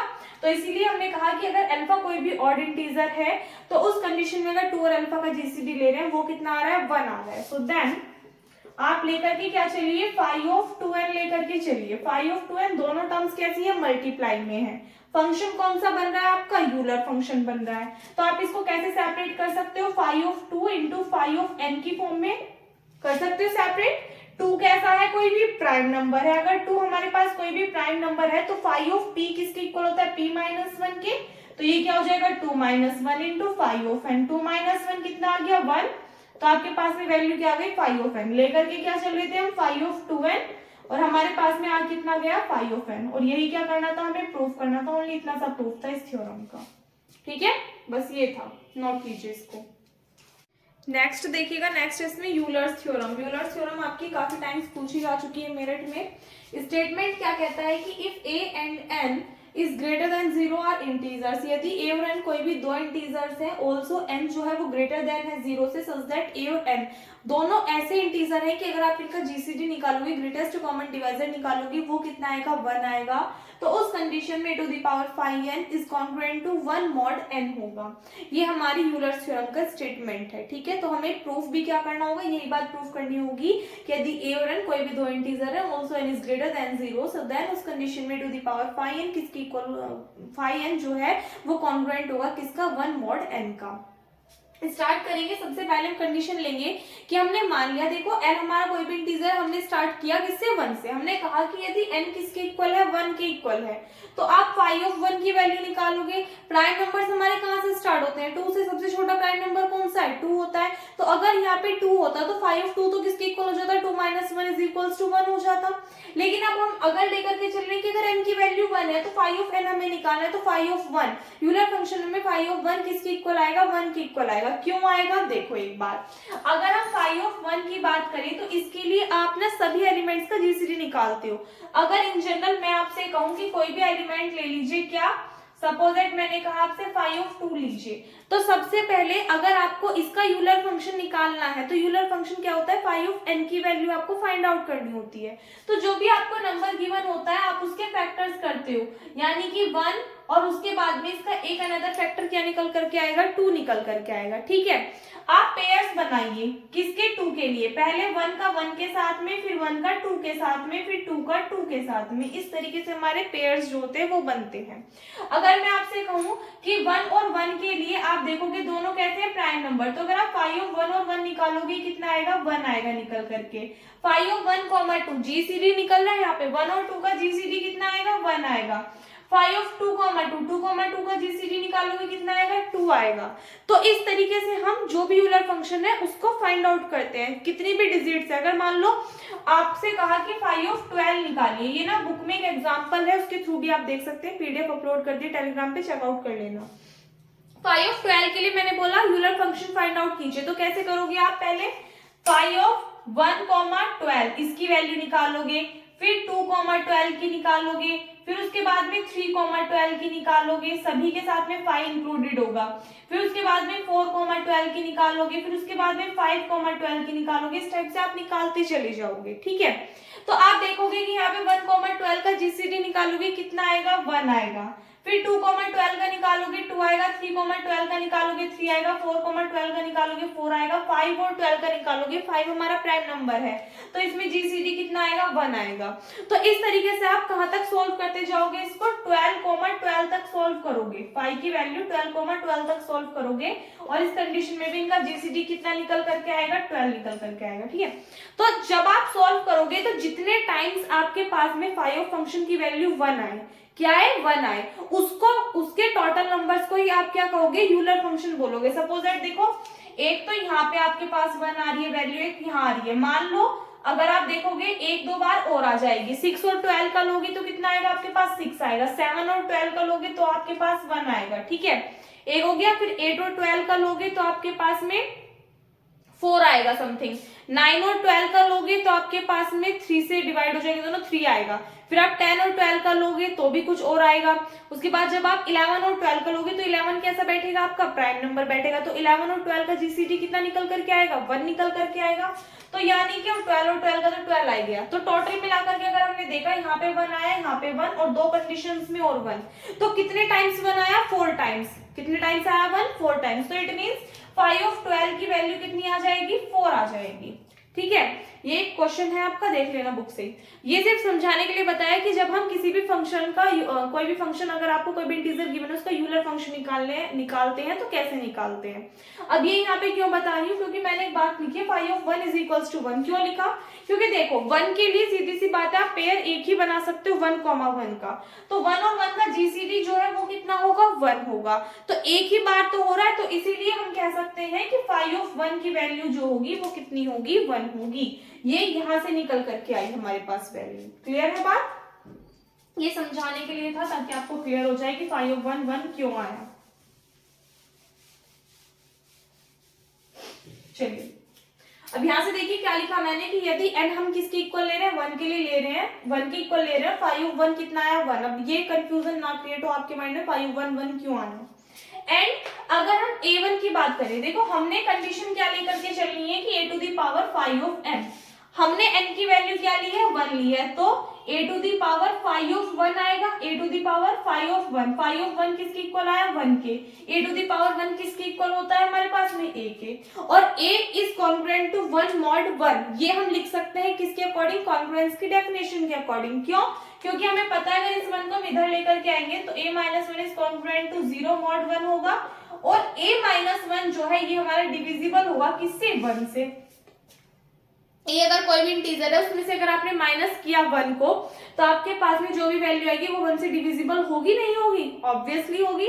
तो यही चीज हमने यहाँ पे लिखी हुई है, क्या, कि यदि n इज इक्वल्स टू 1 है, phi of 1 is equals to 1 है, तो a टू दी पावर 1 हमारा किसके इक्वल होगा, a की, क्योंकि हम किसकी वैल्यू निकाल रहे हैं, a to the power phi of n की वैल्यू निकाल रहे हैं। तो फाई ऑफ n अगर 1 है तो a टू दी पावर 1 1 है, तो a इज कॉन्ग्रुएंट होगा किसके, 1 mod 1 के, because a minus 1 is divisible bye 1। सो इसके लिए यानी कि अगर हम n की वैल्यू 1 ले रहे हैं तो उसके लिए जो थ्योरम है वो क्या हो जाएगी, ट्रू हो जाएगी। इस केस में ये क्या हो जाएगी, सत्य हो जाएगी। तो हम कोई और सा केस लेट करेंगे। तो हमने मान लिया कि यदि n की वैल्यू ग्रेटर देन 1 है, n इज इक्वल्स टू 1 पे केस सेटिस्फाई हो गया। अब हमने लिया कि n की वैल्यू अगर ग्रेटर देन 1 है, 1 से बड़ी है, तो क्या होगा, तो हम मान लेंगे कि a1 a2 a3 a5n तक टर्म्स गई with positive integers less than n। हमने मान लिया ये सभी कैसे हैं, पॉजिटिव इंटीजर्स है, और n से कैसे हैं, छोटे हैं, which are relatively prime to n, और ये सभी कैसे हैं, n के रिलेटिवली प्राइम है। तो इसका मतलब क्या है कि अगर ये सभी रिलेटिवली प्राइम है तो इनका जो जीसीडी होगा वो कितना आएगा, निकल करके 1 आएगा। इट मीन्स अगर सपोज दैट हमने मान लिया ये 1 2 3 4 कहां तक एग्जिस्ट करे, फाई n तक, हमने इन सबको एक नाम दे दिया i, यानी कि हमने कहा कि i की वैल्यू जो है वो एग्जिस्ट कर रही है 1 2 से लेकर के कहां तक, फाई n तक। तो हम इन सभी को ये सब वर्ड्स ना लिख करके ai से रिप्रेजेंट कर सकते हैं। तो इट मीन्स अगर हम ai ले रहे हैं और n ले रहे हैं, कोई भी इंटीजर, उनका जीसीडी निकाल रहे हैं, ai के प्लेस पे आप i की कोई भी वैल्यू पुट कर दो, 2 3 5 7 8 5 n कुछ भी, तो अगर आप उसका n के साथ जीसीडी लोगे तो वो कितना निकल करके आएगा, 1 निकल करके आएगा। क्लियर है बात। सो वी कंसीडर, हमने यहाँ पे कंसीडर किया a into a1 a into a2, यानी कि सभी टर्म्स में हमने क्या कर दी, इसमें a की मल्टीप्लाई कर दी फॉर ऑल i की सभी वैल्यूज के लिए। ऑल्सो i की वैल्यू जो है वो greater than is equals to 1 ली and less than is equals to 5 of n ली, यानी कि ये हमने किस कंडीशन में किया, अगर i की value greater than is equals to 1 और less than is equals to 5 of n है, तो उस कंडीशन में हमने सभी टर्म्स के लिए ये कंडीशन मान ली। एंड अगर यहाँ पे हम निकालते हैं ए आई डॉट, यानी कि अगर आप यहाँ पे देखो ये हमारे पास में जो कंडीशन बनी, इसके अकॉर्डिंग अगर हमने माना कि ए, अगर a जो है वो कॉन्ग्रुएंट है 1 mod n का, तो उस कंडीशन में ए आई कॉन्ग्रुएंट नहीं होगा किसका, 0 mod n का। क्यों नहीं होगा, क्योंकि ए आई जो है वो हमारा n से डिविजिबल नहीं होगा। और a और n का जो जीसीडी है वो तो हमारा क्या आएगा, 1 आएगा। ये चीज हम स्टार्टिंग में लेकर के चले थे, कहां पर, यहाँ पे नहीं शो की हुई है, बट ध्यान रखना आपको क्वेश्चन में ही गिवन है जो थ्योरम का स्टेटमेंट है कि a और n का जो जीसीडी है वो कितना है, 1 है। तो ये चीज हमने यहाँ पे लिख दी कि अगर a और n का जीसीडी 1 है तो a i does not congruent to 0 mod n होगा, बिकॉज a आई जो है वो हमारा डिविजिबल है किससे, n से। सो इम्प्लाइज दैट अगर a आई हमारा डिविजिबल है n से, विच इज नॉट पॉसिबल, तो ये हमारा पॉसिबल नहीं होगा। क्यों, क्योंकि a i is congruent to a i mod n होता है। एक चीज का ध्यान रखना, अगर इधर की साइड और इधर की साइड दोनों साइड आपकी इक्वल कंडीशन है तो वो कैसे होंगे, आपस में कॉन्ग्रुएंट होंगे, क्योंकि ये चीज हमने पढ़ी हुई भी, आपको कुछ स्टेटमेंट लिखाई थी कॉन्ग्रुएंस वाले चैप्टर में कि इनको आपको एज इट इज ध्यान में रखना है। तो अगर हम क्या लेकर के चल रहे हैं, ए लेकर के चल रहे हैं, तो आप कहते हो कि a is congruent to a mod n, इस तरीके से। तो a i is congruent to a i mod n होगा, लेकिन a i does not congruent to 0 mod n होगा, where a i is divisible by n होगा। समझ रहे हो, तो ये चीज हमने यहाँ पे लिख करके दिखा दी। अगर हमारी ये कंडीशन सेटिस्फाई हो रही है तो हमने मान लिया क्या, इसका उल्टा, इसका जस्ट अपोजिट। अभी हमने क्या माना था, एक बार दोबारा से देखना, हम मान करके चले कि ये कंडीशन हमारी फेल हो गई, फिर हमने कहा कि n की वैल्यू ग्रेटर देन 1 है, उसके लिए हमने ये पॉजिटिव इंटीजर्स मान ली जो कि n से छोटे हैं और n की रिलेटिवली प्राइम है। तो हमने कहा कि ए आई और n का जो जीसीडी है वो हमने मान लिया कितना है, 1 है i की सभी वैल्यूज के लिए। फिर हमने उसमें a की मल्टीप्लाई कर दी और i की वैल्यू हमने कहा एग्जिस्ट कर रही है 1 और 5 ऑफ n के बीच में। सो देन ये कंडीशन हमारी सेटिस्फाई नहीं होगी, क्योंकि a और n का जीसीडी कितना है, 1 है। लेकिन ए आई जब हमारा डिविजिबल है n से, तो ये कंडीशन तो सेटिस्फाई नहीं होगी। क्यों नहीं होगी, क्योंकि ए आई जो है वो कॉन्ग्रुएंट होता है ए आई mod n के, और ये चीज हमें पता है स्टेटमेंट के थ्रू, जो कि हमने कन्वर्जेंस की जो हमारी वो था चैप्टर, उसमें हमने स्टेटमेंट पढ़ रखे हैं, तो इस चीज को हम जानते हैं। तो यहाँ से हम कह सकते हैं कि अगर ये हमारी कंडीशन हो रही है तो इसका जस्ट अपोजिट मान लो, ताकि हम क्या कर सके, यहाँ पे कॉन्ट्रडिक्शन फाइंड आउट कर सके। तो हम क्या मान लेंगे कि ए आई जो है वो कॉन्ग्रुएंट होगा ए आई जे mod n के।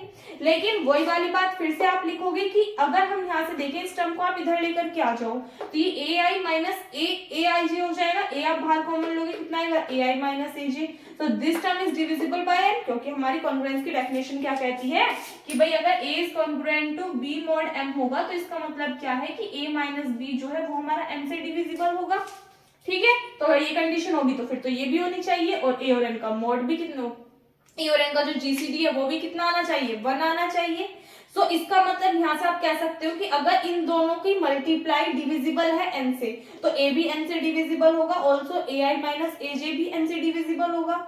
ये चीज हमने लिख दी कि ए आई माइनस ए जे भी n से डिविजिबल होगा, और इसका सीधा सा मतलब क्या, अकॉर्डिंग टू दिस कि a is congruent to b mod n, तो हम कह सकते हैं a i is congruent to a j mod n। लेकिन ये क्या है, फिर से पॉसिबल नहीं, क्योंकि ये कंडीशन तो हम मान ही नहीं सकते। इसका जस्ट ये वाली चीज तो हमने पढ़ी है स्टेटमेंट में, लेकिन ये हमारे पास में कोई भी स्टेटमेंट नहीं होता ऐसा, तो ये तो क्या है, संभव ही नहीं है। तो हमारे पास में फिर से अपोजिट कंडीशन आ गई। अगेन कुछ और ऐड करेंगे, पहले यहाँ तक का स्क्रीनशॉट ले लो। लिखा मैंने इसलिए थी डायरेक्ट, ताकि आपको अच्छे से क्लियर हो जाए। लिखाते समझाते तो अभी इतना टाइम लग गया, पता नहीं तब कितना लगेगा। कोई बात समझ में ना आए तो प्लीज कमेंट सेक्शन में दोबारा से पूछ लीजिएगा। पहले यहाँ तक का स्क्रीनशॉट लीजिए, आगे देखिएगा। अब यहाँ पे आप क्या लोगे कि थर्स a1 a2 a3 टर्म्स कहाँ गई, a 5n तक हमने मान लिया ये सभी कैसे हैं, म्यूचुअली कॉन्ग्रुएंट इंटीजर्स हैं। तो उस कंडीशन में हम मान करके क्या चलेंगे कि a1 कॉन्ग्रुएंट होगा a1 डैश mod n का, सेम ऐसे a2 कॉन्ग्रुएंट होगा a2 डैश mod n का, और एज इट इज टर्म्स कहाँ तक चलेंगी, a phi n कॉन्ग्रुएंट होगा a dash phi n mod n का। जहां पर ये जो हमारे पास में वैल्यूज हैं a डैश, एक सेकेंड रुकिएगा जरा, यहाँ पे अल्फा है या ए है, ये हमारे पास में ए ही है, ठीक है, a dash, a two dash, a phi m dash, ये सभी जो हमारे पास में टर्म्स हैं ये किसके इक्वल होंगी, इन वाली values a one, a two, a phi m, इन सभी के इक्वल ही होंगी। बट ये किस में मान ली हमने, कि अनदर ऑर्डर में, ताकि ये दोनों कैसे मान ले, हम डिफरेंट मान ले, क्योंकि हमें तो सिर्फ कंडीशन एक पता है कि a is congruent to a mod n होता है। हमने कहा कि हमने लेफ्ट हैंड साइड में ए से मल्टीप्लाई कर दी, तो उस कंडीशन में जो इनका ऑर्डर बना इसमें हमने वो डिफरेंट वे में मान लिया, किस फॉर्म में, a one dash, a two dash, a three dash, इस फॉर्म में, ठीक है। So on multiplying those relations we have, जब आप इन सभी के आपस में मल्टीप्लाई करोगे तो देखो क्या आएगा आपके पास, ए वन इंटू ए टू इंटू ए थ्री टर्म्स कहां तक जाएंगी, ए फाइव एन तक, इज कॉन्ग्रुएंट टू इधर की साइड, इन सभी टर्म्स के आप आपस में मल्टीप्लाई कर दोगे और मोड एन सभी के लिए एज इट इज रहेगा। यहाँ सभी में से आप क्या कर लोगे, ए बाहर कॉमन ले लोगे, क्योंकि सभी की मल्टीप्लाई में ए है, तो यहाँ से हमने ए को हम क्या कह सकते हैं कि अगर ये सभी टर्म्स हमारे पास में कहाँ गई, फाइव एन तक गई, तो यानी कि जो ए है, देखो मतलब क्या है कि ए इंटू ए, ये जो ए है ये a one, a two, a three सभी की मल्टीप्लाई में, तो सभी से हमने क्या लिया, अगर मान लिया एक में ए है, एक में ए के साथ ए, तो ये जो ए है इनकी मल्टीप्लाई कहाँ तक हो रही है, हमारे पास में टर्म जो है वो एग्जिस्ट कर रही है फाइव ऑफ एन तक, तो इसका मतलब हम इन सभी की पावर क्या लिख सकते हैं, फाइव ऑफ एन लिख सकते हैं। अगर आपको अलजेब्रा का याद हो, थर्ड सेमेस्टर में आपको ऑर्डर पढ़ाया था मैंने, ठीक है, ऑर्डर ऑफ नंबर, तो उस कंडीशन में हमने कहा था कि अगर ए की मल्टीप्लाई हो रही है कहां तक, एन टाइम्स तक, तो इसको हम क्या लिख सकते हैं, a to the power N की फॉर्म में रिप्रेजेंट कर सकते हैं। तो अब मैंने कहा कि ए की मल्टीप्लाई कहां तक हो रही है, फाइव एन तक, तो उस ए को हम क्या लिख सकते हैं, a to the power five n की फॉर्म में लिख सकते हैं। बाकी सभी terms a one, a two, a three, a four, ये हमने एज इट इज लिख दी, ठीक है। तो ये कॉन्ग्रुएंट हो जाएंगे किसके, ये सभी हमारी किसके इक्वल है, a one, a two, a three के इक्वल, तो ए वन डैश के प्लेस पे a one, a two dash के प्लेस पे ए टू, इस टाइप से हमने टर्म्स लिख दी, इनटू कितना आ गया, मोड एन। यहाँ पर भी ए टर्म है, यहाँ पर भी ए टर्म है, तो यहाँ पे क्या आप लगाओगे, कैंसिलेशन लॉ अप्लाई कर दोगे, तो इस वाले टर्म से ये वाली टर्म कंप्लीटली कैंसिल आउट हो जाएगी, तो आप कह सकते हो to the power five n is congruent to one mod n. क्यों, क्योंकि यहाँ पे आप देखोगे जब इससे ये वाली टर्म कैंसिल आउट होगी कितने टाइम होगी, वन टाइम होगी, या फिर आप कह सकते हो इसको डिवाइड में लेकर के जाओगे तो ये इससे वन टाइम कैंसिल आउट हो जाएगा, तो आप कह सकते हो to the power five n जो है वो कॉन्ग्रुएंट होगा किसका, वन मोड एन का। और यही हमें क्या करना था, यूलर्स थ्योरम के लिए प्रूफ करके दिखाना था, ठीक है। तो बस ये इसका छोटा सा स्टेटमेंट है, आई होप आपको समझ में आ गया होगा। अगर थ्योरम में कहीं पे कुछ भी समझ नहीं आई बात तो कमेंट सेक्शन में पूछ लीजिएगा, ठीक है, नोट करो इसको। नेक्स्ट क्वेश्चन देखिएगा, अच्छा क्वेश्चन है, प्रीवियस ईयर में आपका आया हुआ है। क्वेश्चन में आपसे कहा है find the last two digits in the decimal representation of 3 to the power 100। आपको लास्ट की दो डिजिट बतानी है डेसिमल रिप्रेजेंटेशन में, किसके, 3 टू द पावर 100 के। अब नॉर्मली अगर आपने देखा हो कि इस टाइप के क्वेश्चंस मैंने आपको कराए हैं जिसमें कि आपसे क्या कहा था, रिमाइंडर कहा था, अगर रिमाइंडर वाले क्वेश्चंस हो तो आप उस मेथड से सॉल्व कर सकते हो। लेकिन अगर आपसे बोला डेसिमल रिप्रेजेंटेशन फाइंड आउट कीजिए इस फॉर्म का, तो उस कंडीशन में आप क्या करोगे, यूलर जो थ्योरम आपको अभी कराई है उसके थ्रू आप क्वेश्चन को सॉल्व करोगे। यूलर थ्योरम का स्टेटमेंट क्या था कि अगर ए और एन कोई भी इंटीजर है where n is greater than 0, तो उस कंडीशन में आपको मैंने बताया था कि a to the power five of n जो है ये हमारी कॉन्ग्रुएंट होगी किसकी, वन मॉड एन के लिए, ठीक है। और ए और एन का जो जीसीडी है वो भी किसके इक्वल आना चाहिए, वन के इक्वल आना चाहिए, यही बात आपको बताई थी। चलिए, तो सबसे पहले आपको क्या निकालना होगा, फाइव ऑफ एन की वैल्यू निकालनी होगी। हमारे अकॉर्डिंग अगर हम देखेंगे एन की वैल्यू क्या गिवन है, 100, तो आप क्या करोगे कि let n is equals to 100 हमारे पास में है, ठीक है। सो देन अगर हमें किसकी वैल्यू निकालनी है, फाइव ऑफ एन की, इट मींस अगर हमें वैल्यू निकालनी है फाइव ऑफ 100 की, तो इसको आप कैसे सॉल्व करोगे, फाइव ऑफ 100 क्या बन रहा है, हमारा यूलर फंक्शन बन रहा है। यूलर फंक्शन को सॉल्व करना कैसे बता रखा है आपको, सबसे पहले इसके आप फैक्टर्स कर लीजिए, 2 5 10, 2 से कैंसिल आउट हो जाएगा 25, ये हो जाएगा 5 5 25 1, ठीक है, इस तरीके से। अब यहाँ पे आप देख रहे हो 2 की कितने फैक्टर बन रहे हैं, यहाँ पे 2 है तो 2 की पावर 2 इंटू 5 के भी 2 है तो 5 का स्क्वायर हो जाएगा। ये हमने लिख लिया यूलर फंक्शन के अकॉर्डिंग, ब्रैकेट स्मॉल ही लेना, ठीक है।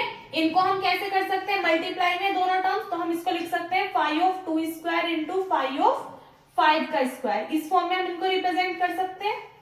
अब एक बात बताइए, यदि p कोई भी प्राइम नंबर है और k इज ग्रेटर देन 0 है, तो आपको फॉर्मूला बताया था मैंने कि अगर हमें phi of p to the power k की वैल्यू निकालनी हो, कैसा यूलर फंक्शन है, p प्राइम है, k की वैल्यू ग्रेटर देन 0 है, तो ये हमारा किसके इक्वल होगा, p to the power k 1 minus 1 upon p। Also हम इसको किस फॉर्म में लिख सकते हैं, p to the power k minus p to the power k minus 1 की फॉर्म में। तो ये फॉर्मूला हम यहाँ पे अप्लाई कर सकते हैं, क्यों, क्योंकि यहाँ से आप देखो p प्राइम है और this term is greater than 0, इसके लिए भी ये प्राइम है और ये ग्रेटर देन 0 है, तो यहाँ पे अप्लाई कर सकते हो। तो इसके लिए तो क्या आ जाएगा, 2 का स्क्वायर एंड माइनस p कितना है 2 और पावर k माइनस 1, तो 2 माइनस 1 कितना आ जाएगा 1। इसके लिए करोगे तो 5 square minus 5 to the power 1 आ जाएगा। 2 का स्क्वायर करोगे 4 माइनस 2 कितना बचा 2। 5 का स्क्वायर करोगे 5 का स्क्वायर कितना हो जाएगा 25। 25 में से माइनस कर दोगे 5 कितना बचेगा आपके पास में 20 बच जाएगा। मल्टीप्लाई करोगे कितना आ गया 40। इट मीन्स हमने देखा कि फाई ऑफ 100 की वैल्यू हमारे पास में कितनी आ गई 40। सो नाउ अगर हम वैल्यू निकालें किसकी 3 to the power phi of 100 की, यहाँ पे लिख देना by Euler's theorem, by Euler's theorem. Euler's theorem के अकॉर्डिंग हमने चला 3 to the power phi of 100 this is congruent to 1 mod 100। ये हमारे पास में कैसे आया, यूलर्स थ्योरम का स्टेटमेंट बताओ क्या बताया मैंने भी आपको, a to the power phi of n is congruent to 1 mod n, यही तो बताया। तो अगर हम n की वैल्यू 100 ले रहे हैं तो this is congruent to 1 mod n के प्लेस पे कितना आ जाएगा 100 आ जाएगा। ये बात क्लियर है आपको यहाँ तक, ठीक है। अब यहाँ पे देखो फाई ऑफ 100 की जो वैल्यू है वो हमने कितनी निकाली है 40, तो इसके प्लेस पे हम क्या पुट कर सकते हैं 40 पुट कर सकते हैं। This is congruent to 1 mod 100, इस फॉर्म में रिप्रेजेंट कर सकते हैं। अब यहाँ से आप देखो इसको हमें क्या करना है, सोल्व करना है। यहाँ पे हमारे पास में है 3 टू द पावर 40, हमें वैल्यू किसकी चाहिए 3 टू द पावर 100 की। आगे देखिए हमें वैल्यू किसकी चाहिए एक्चुअल में 3 टू द पावर 100 की, तो 3 टू द पावर 100 को हम किस फॉर्म में लिख सकते हैं, देखो हमारे पास 3 टू द पावर 40 है, तो अगर हम 40 में मल्टीप्लाई कर दे 2 की कितना हो जाएगा 80 और इसमें 20 ऐड कर दे तो कितना हो जाएगा टोटल 100। तो 3 टू द पावर 100 को हम ऐसे ब्रेक करके लिख सकते हैं, कोई दिक्कत नहीं होगी। ऑल्सो इसको हम किस फॉर्म में ब्रेक कर सकते हैं 3 टू द पावर 40 का square multiply by 3 to the power 20, क्योंकि देखो दोनों की क्या हो जाएगी आपस में मल्टीप्लाई हो जाएगी, बेस सेम है तो पावर्स क्या हो जाएंगे आपस में ऐड हो जाएंगे, यानी कि 40 मल्टीप्लाई 2 में ऐड कर दोगे आप कितना 20, तो ये इसके इक्वल है और ये हमारा किसके इक्वल है इसके इक्वल है। अब यहाँ पे क्या कर दीजिए आप 3 टू दी पावर 40 की वैल्यू पुट कर दीजिए, कहाँ से यहाँ से। अब देखो जब आप 3 टू दी पावर 40 की वैल्यू पुट करोगे तो साइन किसका आ जाएगा कॉन्ग्रुएंट का साइन आ जाएगा। 3 टू दी पावर 40 अगर इसके इक्वल है तो इम्प्लाइज दैट मैं कहूँ दोनों साइड का आप स्क्वायर कर दीजिए, दोनों साइड का स्क्वायर करोगे आपको क्या मिलेगा 340 का स्क्वायर इज कॉन्ग्रुएंट टू 1 का स्क्वायर करोगे 1 मॉड 100, यानी कि इसके प्लेस में हम ये वाली वैल्यूज पुट कर सकते हैं। So this term is congruent to 1 mod 100 और इनटू में कितना है 3 टू दी पावर 20 भी है, तो ये हमारे पास में एज इट इज रहेगा। क्लियर है यहाँ तक बात, किसके इक्वल लेकर के चलिए हम 3 टू दी पावर 100 के, क्योंकि हमें इसी के लिए सोल्व करना है। एक बार पहले यहाँ तक का स्क्रीनशॉट ले लीजिए, ये सिर्फ आपको समझाने के लिए था, एक बार यहाँ से आगे इधर बता रही हूँ। चलिए यहाँ से आगे देखिएगा 3 टू दी पावर 20 है, इसको हम किस फॉर्म में लिख सकते हैं। अब एक काम कीजिए, इस टाइप के क्वेश्चंस तो मैंने आपको कई सारे करा दिए तो आपको पता भी होगा कैसे करते हैं हमने लिखा 3 को कुछ पावर्स तक सोल्व कर लीजिए, ठीक है। मैंने कहा 3 3 जा 9 3 जा 27 3 जा 81 81 3 जा 243, ठीक है। एक तो हमारे पास में 243 आ गया और अगर हम यहाँ तक चलते हैं 3 3 जा 9 3 जा 27 3 जा 81, तो यानी कि 5 तक ही रहने दो। अगर हम 4 टाइम्स मल्टीप्लाई कर रहे हैं 3 की तो 81 मिल रहा है, 5 टाइम्स कर रहे हैं तो कितना मिल रहा है 243। अब एक बात बताओ, अगर 100 से हम डिवाइड करेंगे 81 को तो उस कंडीशन में जो हमारे पास में रिमाइंडर बचेगा वो कैसा आएगा हमारे पास में निगेटिव। निगेटिव हम यहाँ पे लेंगे नहीं क्योंकि हमें डेसिमल रिप्रेजेंटेशन फाइंड आउट करना है, तो हम कौन सी लेंगे बड़े वाली डिजिट लेंगे। और बड़े वाली डिजिट हमें कब मिल रही है जब हम 3 की मल्टीप्लाई 5 टाइम्स कर रहे हैं। इट मींस इस 3 टू दी पावर 20 को हम किस फॉर्म में लिख सकते हैं 3 टू दी पावर 5 की होल पावर 4 मॉडुलो 100, इस फॉर्म में अरेंज कर सकते हैं इसको, कोई दिक्कत नहीं होगी आपको। 5 4 से कितने हो जाएंगे 20 हो जाएंगे, ठीक है। अब यहां से देखो 3 टू दी पावर 5 को हम क्या लिख सकते हैं 243, कितना लिख सकते हैं 243 मॉड 100। अब क्या करेंगे आगे, सभी को पता है आपको 100 से डिवाइड करेंगे 243 को, डिवाइड करेंगे 2 टाइम्स कैंसिल आउट हो जाएगा, कितना बचेगा आपके पास में 43, तो रिमाइंडर कितना आ गया 43, तो 43 की पावर कितनी आ जाएगी 4 मॉडलो 100। अब क्या करेंगे 43 की पावर 4 तो बहुत बड़ी हो जाएगी, देखो 43 की पावर अगर हम 1 करें तो 43 मिलेगा, 43 को डिवाइड करेंगे 100 से तो निगेटिव में जाएंगी वैल्यूज, तो अगर हम क्या ले लें इसका स्क्वायर ले लें, यानी कि 43 का स्क्वायर और उसका स्क्वायर, तो अब तो बात वही है 2 2 जा 4, फिर से वही बात आ जाएगी। लेकिन अगर हम 43 का स्क्वायर निकालेंगे, देखना कितना आएगा 3 4 जा 12, 4 3 जा 12, यानी कि 9481, ये आपके पास में वैल्यू आएगी 1849। मैंने कहा 1849 को आप डिवाइड कर दीजिए किससे 100 से, तो इजीली आप डिवाइड कर सकते हो। डिवाइड करने पे आप देखोगे 1849 ये वैल्यू आएगी। अब जब आप डिवाइड करोगे 100 से तो आपको क्या मिलेगा, इसमें 18.49 मिलेगा, कितना मिलेगा 18.49। हमें क्या निकालना है, ध्यान रखना डेसिमल रिप्रेजेंटेशन निकालना है, तो उस कंडीशन में आप क्या लोगे, इसमें लास्ट वाली 2 टर्म्स लोगे, कौन सी लास्ट वाली, तो आपके पास में कितना आएगा 49। इसके लिए सॉल्व किया तो 49 स्क्वायर चल रहा है तो एज इट इज आ जाएगा, इनटू में कितना आएगा मॉड 100। ये वाली बात समझ में आई, थोड़ा सा डिफरेंट हो जाएगा उससे। ये पहले जब हम क्वेश्चंस करते थे उनमें क्या हो रहा था, डायरेक्टली हमारा सॉल्यूशन आता चला जाता था सोल्व करते करते, लेकिन इसमें क्या होगा, जब भी आपको डेसिमल रिप्रेजेंटेशन फाइंड आउट करना होगा आपके पास में वैल्यू ऐसी आएगी जो कि पॉइंट में डिवाइड होगी, ठीक है, यानी कि डिवाइड करने के बाद एक ऐसी डिजिट आएगी जो कि पॉइंट में होगी, तो आपको पॉइंट के बाद वाले जो नंबर्स है वो लेकर के चलने, जैसे कि हमारे पास 49 आया तो इसको लेकर के चलेंगे। अब क्या है यहाँ पे 49 का स्क्वायर है, 49 का स्क्वायर कर दीजिए,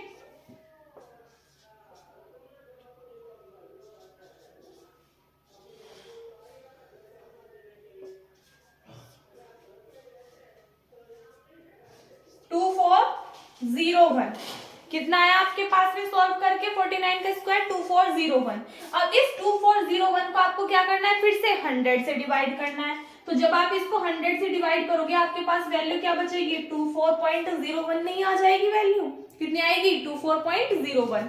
हमें क्या लिखनी है, अभी बताया डेसिमल के बाद वाली वैल्यू लिखनी है, तो 01 मॉड, कुछ यहाँ पे मैंने इज इक्वल्स टू लगा दे, यहाँ पे कॉन्ग्रुएंट का साइन चल रहा है, ठीक है, मॉडलो 100। तो अब यहाँ पे देखो इधर की साइड हमारा लेफ्ट हैंड में क्या चल रहा था 3 टू दी पावर 100, तो क्या है 3 to the power 100 is congruent to 01 mod 100। So it means जो डेसिमल रिप्रेजेंटेशन है उसकी लास्ट की 2 डिजिट क्या है 0 और 1, क्या है 0 और 1।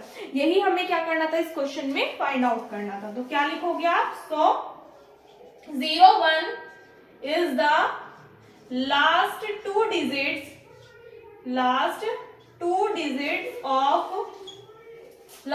digits in the decimal representation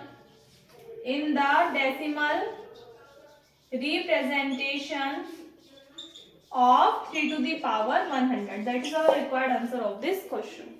clear है, इस तरीके से आप सोल्व करोगे। अगर आपसे सिर्फ रिमाइंडर पूछ रहा है तो रिमाइंडर में आपको डेसिमल वाली कंडीशन नहीं आएगी सोल्व करते करते, लेकिन अगर डेसिमल रिप्रेजेंटेशन बोल रहे हैं तो आपको ध्यान रखना है, आपको यूलर्स थ्योरम का यूज करना है, और जब भी आपके पास में वैल्यू आएगी आपको पॉइंट के बाद वाले डिजिट्स लेकर के तब सोल्व करना है। क्लियर है बात, काफी इंपॉर्टेंट क्वेश्चन है, नोट कीजिए। देखिएगा एक इसमें थ्योरम है, थ्योरम नंबर 27, ये और ध्यान से देख लेना। The arithmetic functions tau and sigma are multiplicative. कई बार ये आपकी पूछी जा चुकी है, सिंपल सी है वैसे तो, लेकिन आपको क्या करना है इसमें प्रूफ कि जो अर्थमेटिक फंक्शन है टो और सिग्मा वो कैसे हैं, मल्टीप्लिकेटिव फंक्शन है, ये चीज हमें शो करनी है इस थ्योरम में। तो सबसे पहले हम मानेंगे कि यदि एम भी 1 है और मान लिया एन भी 1 है तो उस कंडीशन में जो रिजल्ट है वो क्या हो जाएगा, हमारा ट्रू हो जाएगा।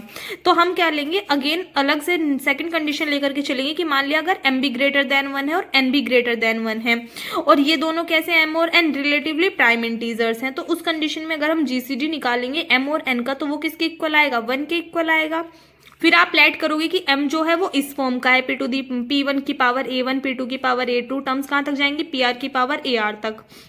और हमने माना n जो है वो हमारा किस फॉर्म का है, q1 की पावर b1 q2 की पावर b2 और टर्म्स कहाँ तक एग्जिस्ट करेंगी, qs की पावर bs तक। हमने मान लिया क्या है, प्राइम फैक्टराइजेशन है किसके, m और n के।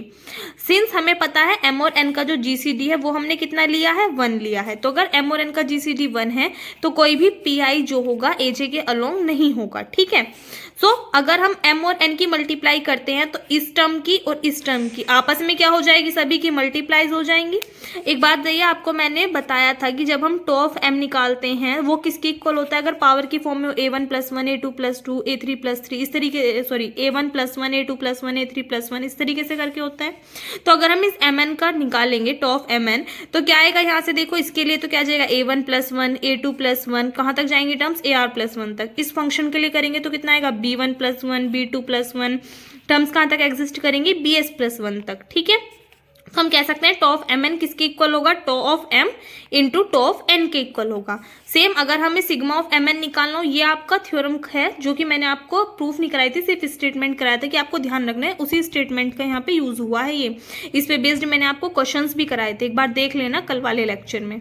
तो अगर हमें सिग्मा ऑफ एम एन की वैल्यू निकालनी है तो ये किसकी इक्वल होगी, p1 की पावर a1+1 -1। ये तो किसके लिए चलेगा, आपका जो आपकी m की वैल्यूज हैं उनके लिए। और जब आप n के लिए निकालोगे सिग्मा ऑफ n तो आपके पास में ये सभी वैल्यूज आ जाएंगे। तो यहाँ से आप कह सकते हो सिग्मा ऑफ एम एन किसके इक्वल होगा, sigma of m into sigma of n के इक्वल होगा। तो हम कह सकते हैं इक्वेशन फर्स्ट और सेकंड से कि टो और सिग्मा कैसे हैं, मल्टीप्लिकेटिव फंक्शंस हैं। ये इक्वेशन फर्स्ट, ये इक्वेशन सेकंड। तो हम दोनों से क्या कह सकते हैं कि टो और सिग्मा कैसे हैं, मल्टीप्लिकेटिव फंक्शंस हैं, ठीक है।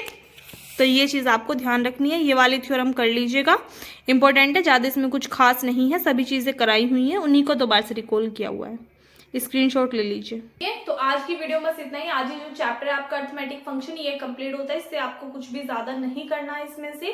बाकी के जो भी आपके चैप्टर्स इसमें बचे हुए हैं, जिनका भी 20 को पेपर है, मैंने आपसे बोल दिया इंपॉर्टेंट क्वेश्चन सीरीज आपको मॉर्निंग तक प्रोवाइड करा दूंगी मैं। और जितने भी इंपॉर्टेंट क्वेश्चन सीरीज के अंदर क्वेश्चन होंगे इन चैप्टर से आगे जो भी चैप्टर्स आपके गेम थ्योरी के, नंबर थ्योरी के, लीनियर अलजेब्रा के, वो सभी एक वीडियो में आपको प्रोवाइड करा दूंगी, ठीक है। जिससे आपके जो एग्जाम है उसमें जो भी क्वेश्चन आए आप एटलीस्ट उन्हें अटेम्प्ट कर लो, ठीक है। बाकी जितना आपको करा दिया उसे अच्छे से अपना कवर करके जाइएगा। सभी को बेस्ट ऑफ लक, वो भी एडवांस में अच्छे से अपने प्रिपरेशन कीजिए, इंटरनल हो या एक्सटर्नल हो। इस वीडियो में बस इतना ही। वीडियो अच्छी लगी तो वीडियो को लाइक कर देना, अपने फ्रेंड्स के साथ में शेयर कर देना। अगर आप चैनल पर नए हो या फिर अब तक आपने चैनल को सब्सक्राइब नहीं किया तो प्लीज चैनल को सब्सक्राइब करके साथ में नोटिफिकेशन बेल को भी ऑन कर लीजिएगा, ताकि आने वाली वीडियोस के नोटिफिकेशन आपको टाइम पर मिलते रहे। मिलते हैं नेक्स्ट वीडियो में। Thanks for watching.